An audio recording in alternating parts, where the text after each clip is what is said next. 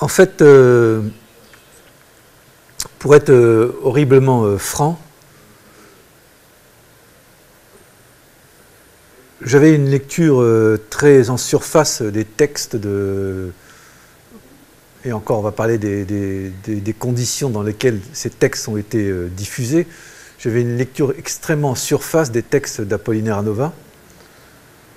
Et je dirais, par-delà Hanova, j'avais avant, il y a très longtemps, hein, une lecture aussi très en surface des discours et des actions et des pratiques de Djibaou. Et je l'explique pour une double raison. J'ai été formé à la philosophie classique, et j'en plaisantais avec un intellectuel algérien qui me parlait de Frantz Fanon. Et je lui disais, en souriant, Frantz Fanon, bon, par rapport à Hegel ou à Marx, c'est des discours qui me semblent un peu en surface. Et étant dans l'épaisseur de la société océanienne, de ce que le grand écrivain et le grand anthropologue tongien Epeli Hawafa a appelé Island of History, des îles d'histoire, qui a complètement influencé l'anthropologue américain Marshall Salins, étant dans cette durée, j'ai petit à petit modifié mon regard sur les écrits d'Hanova. Et je ne dirais pas que les écrits d'Hanova, sur les actions de Eloa Machoro ou Djibaou. Je m'explique. Quand on lit les textes le texte d'Hanova, Histoire et psychologie des Mélanésiens, mais même ces petites poésies comme Nostalgie, on est piégé parce qu'on croit que c'est simple, parce que c'est un français très simple, qui a l'air comme ça extrêmement scolaire, une lecture facile. Mais c'est un piège, parce qu'au fur et à mesure, quand on rentre par-delà la simplicité de la langue, quand on rentre dans l'écriture et dans la pensée, on s'aperçoit qu'il y a une densité, une intensité et un contenu de pensée qui est un contenu de pensée océanien et plus particulièrement kanak, et qui s'exprime en utilisant d'un usage singulier, ce qu'on appelle le style, la langue française. Mais il me semble, et il me semble, c'est certain, le premier qui a écrit un essai qui a une connotation philosophique, car il y a une philosophie derrière ça dont on parlera, et une prétention scientifique en langue française, c'est Apollinaire Hanova. Puis au fur et à mesure, en travaillant sur la réédition de ce texte, avec un professeur de lettres, Bernard Gasser, et avec le maître d'œuvre qui était François Burck, qui était le maire de Moindou, et qui avait préfacé dans les années 80 le texte Histoire et psychologie mélanésien qui était édité sous le titre d'Ataïa et l'indépendance, et bien en rééditant, puis en retravaillant sous la forme d'un petit essai, je me suis aperçu que j'avais une autre lecture encore, qui est une lecture de la densité qui existe en Océanie, des îles d'histoire dont parlait Epeli Hawafa. Comme toute proportion gardée, en Europe, grâce peut-être à un Anglais qui s'appelle David Massey, qui est mort très jeune, qui a fait des études sur Lacan, une biographie sur Foucault, et qui a écrit une remarquable biographie sur Frantz Fanon, de la même manière, en Europe, on redécouvre Frantz Fanon, pas simplement l'écrivain militant martiniquais qui était du côté de la révolution nationaliste du peuple algérien, mais en tant qu'auteur qui reprenait des classiques et qui a fait une pensée sur l'identité, sur le complexe d'identité, qui avait une pensée du ce qu'on appelle le post-colonialisme. Et bien de la même manière, en revenant à Hanova, je me suis aperçu que derrière ce petit bout d'homme, derrière ce petit livre en apparence petit, il y avait une profondeur de pensée.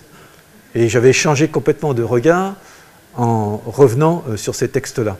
Je suis convaincu qu'il y a une œuvre à part entière, au même titre qu'il y a une œuvre chez Shakespeare, chez Frantz Fanon, il y a une œuvre chez Apollinaire Hanova. Je ne suis pas convaincu qu'ici, en Nouvelle-Calédonie, on mesure qu'il y a une œuvre. Ils fonde un discours politique moderne qui est structuré par une conception kanak de l'histoire. C'est-à-dire que Hanova, dans les années 64-65, il essaye de penser comment l'ensemble des communautés et le peuple originel, qu'il appelait mélانésien à l'époque, peuvent constituer ensemble une communauté politique. Et il le fait en tenant compte de l'histoire. C'est pour ça qu'il revient à 1878, dont je vais parler tout de suite, et à la figure d'Ataï, qui est la préface des premières parties, des autres parties, qui sont des cheminements sur l'économie, le nickel, le foncier, des cheminements sur les institutions politiques à mettre en place, des cheminements sur les formations qu'il y a à mettre en place pour construire véritablement le pays en tenant compte de l'histoire de la Nouvelle-Calédonie. Et quelle est sa force à Nova? Quelle est sa grandeur? C'est pour ça que j'ai fait un parallèle avec Frantz Fanon. Il fait une psychologie historique. Il revient à 1878.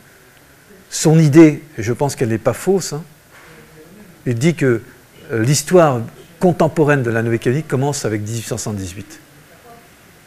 Plus que 1917. Parce que 1878, pour lui, c'est la guerre qui n'était pas simplement une insurrection, qui était une insurrection, mais c'est pour lui une guerre de conception du monde, de civilisation, qui a traumatisé durablement la Nouvelle-Calédonie. Et il dit une chose très profonde, il ne faut pas croire que c'est une guerre des civilisations au sens des théories racistes américaines, les guerres des chocs des civilisations, ce n'est pas ça qu'il dit. Il dit que cette guerre était nécessaire et qu'elle doit être surmontée aujourd'hui par les communautés qui viennent après 1878 pour qu'elles puissent surmonter ce traumatisme et construire ensemble une communauté politique. Et il dit autre chose, c'est le premier à réhabiliter la figure mythique et mythologique de celui qu'on appelait le grand chef Ataï, qu'on considérait comme étant le leader de l'insurrection. Il dit que la mort d'Ataï, le sang d'Ataï, demeure vivant et il nourrit les ressources humaines, pas que le peuple autochtone ou mélanésien ou kanak, mais aussi les autres communautés.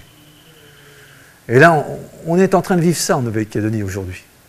C'est-à-dire que le discours d'Anova, qu'il est en train d'esquisser, il anticipe les soubassements actuels de ce que nous sommes en train de vivre. Parce qu'ici, il y a des richesses, il y a des hôtels de luxe, il y a un système éducatif de luxe, il y a ce que l'économiste Jean Fresque, qui est très tôt décédé lui aussi, a appelé une économie de luxe dans un pays du tiers-monde. Il y a énormément d'infrastructures qui sont certainement au-dessus de pays comme le Vanuatu, Fidji ou d'autres pays. Mais ce que dit Anova, ça ne suffit pas.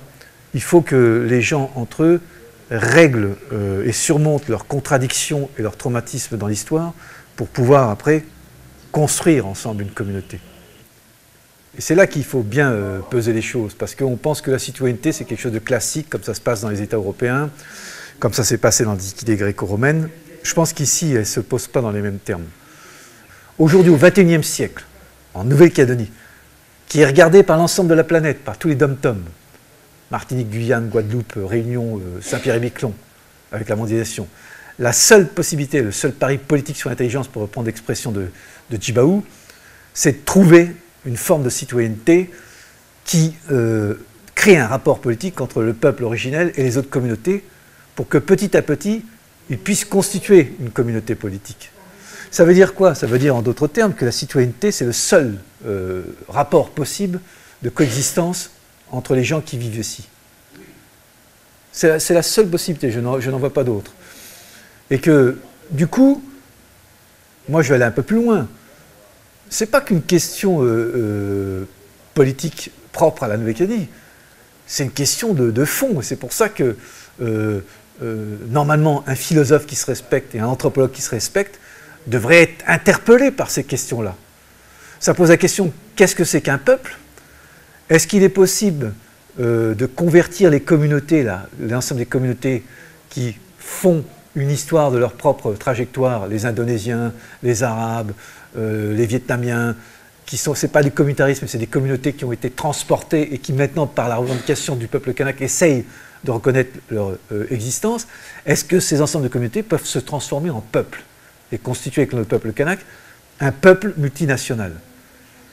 Alors la difficulté, et qui n'est pas encore faite actuellement, hein, c'est comment on enseigne ce type de citoyenneté par l'éducation. Et la seule possibilité qui existe, c'est le système éducatif. Mais là, malheureusement, moi qui suis enseignant, hein, qui suis praticien de l'enseignement, je m'aperçois que la machine éducative transportée du système occidental forclos, exclut la possibilité de faire en sorte qu'une citoyenneté soit enseignée dans les écoles primaires et dans les écoles secondaires. Il y a un gros problème. J'ai peur, mais je devrais avoir tort, mais j'ai peur que la situation dans laquelle nous sommes actuellement en 2014 en Nouvelle-Calédonie, et qui était le pari que faisait ANOVA, soit une situation en fin de compte de forclusion. C'est-à-dire que tout le monde dit le regard des Kanaks ou du peuple kanak doit se décentraliser par rapport à eux pour regarder les autres communautés. Et les autres communautés doivent aussi regarder le peuple kanak, puis aussi doivent se regarder elles-mêmes à travers l'autre. Mais il y a quelque chose qu'il y a dans le regard que les psychiatres ont étudié, qui a été repris par Frantz Fanon, puis avant lu par Lacan, c'est le scotome de l'entendement humain dont parle Georges Bataille, c'est-à-dire le point aveugle du regard, que Lacan reprendra sur ce concept de forclusion. C'est-à-dire je regarde sans voir. Je regarde l'autre sans voir l'autre. Et j'ai bien peur que, et c'est ce à quoi essayait de lutter quelqu'un comme Apollinaire Dauvin, c'est de faire en sorte qu'on regarde l'histoire qui était violente et négative pour la surmonter. On regarde ce qui a produit du racisme, de la haine, de la violence, mais pour pouvoir la surmonter, pour mieux après se regarder. J'ai bien peur qu'au XXIe siècle, nous en sommes encore situés à ce point-là, c'est-à-dire que les gens se regardent, mais se reconnaissent-ils véritablement dans le regard de l'autre? Moi, je n'ai pas de réponse. Je constate tout simplement qu'on en est là.